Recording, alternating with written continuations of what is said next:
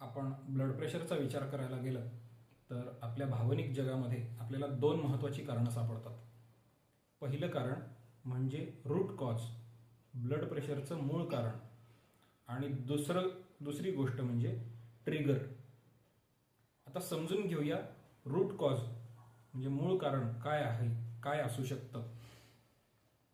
आपल्या भूतकाळामध्ये, आपल्या आठवणींमध्ये अशा काही आठवणी लपलेल्या असतात जिथं आपला कधीतरी इन्सल्ट झालेला असतो, अपमान झालेला असतो, आपण दुखावलं गेलेलो असतो, आपल्याला कुठल्या तरी गोष्टीचा त्रास झालेला असतो, कुठली तरी परिस्थिती आपल्या नियंत्रणाच्या बाहेर गेलेली असते आणि त्याचा आपल्याला खूप दुःख झालेलं असतं, त्रास झालेला असतो.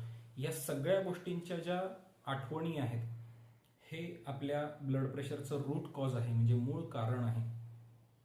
आणि दुसरी गोष्ट म्हणजे ट्रिगर. ज्या गोष्टीमुळं आत्ता आपलं ब्लड प्रेशर ट्रिगर होतं ते कारण वर्तमानातच असतं. आत्ताच्या काळात कोणतरी असं वागत असतं की ज्याचा आपल्याला त्रास होत असतो, ज्याच्यामुळे आपल्याला इन्सल्ट फील होत असतो, ज्याच्यामुळे आपण दुखावले जात असतो, आपल्याला हर्ट होत असतं. ह्या दोन गोष्टींवर आपण जेव्हा काम करतो तेव्हा बीपी कंट्रोलमध्ये ठेवणं फारसं काही अवघड राहत नाही. ज्यांच्याशी आत्तापर्यंत मी बोललेलो आहे, ज्यांना बीपीचा त्रास आहे, त्या प्रत्येक माणसाच्या डोक्यात एकच वाक्य रिपीट होत असतं, ते म्हणजे त्यावेळेला मी असं बोलायला पाहिजे होतं. हे कारण त्यांना रूट कॉज पाशी घेऊन जातं.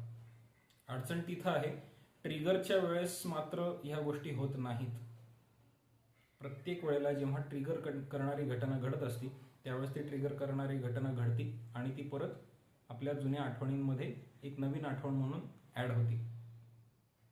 जेव्हा आपण ह्या दोन्ही गोष्टींवर काम करतो, म्हणजे आपल्या जुन्या आठवणी, त्याच्यामुळं भावनांमध्ये झालेले जे काही हर्ट फिलिंग्ज आहेत, दुखावलेल्या भावना आहेत, अपमान आहेत, त्याच्यावर आपण जेव्हा काम करतो आणि सध्याचे जे ट्रिगर पॉईंट्स आहेत त्याला कसं हँडल करायचं हे जेव्हा आपण शिकतो त्यावेळेस बीपी कंट्रोलमध्ये सहज येऊ शकतं. लक्षात ठेवा, भावना निरोगी ठेवल्या तर शरीर निरोगी राहील.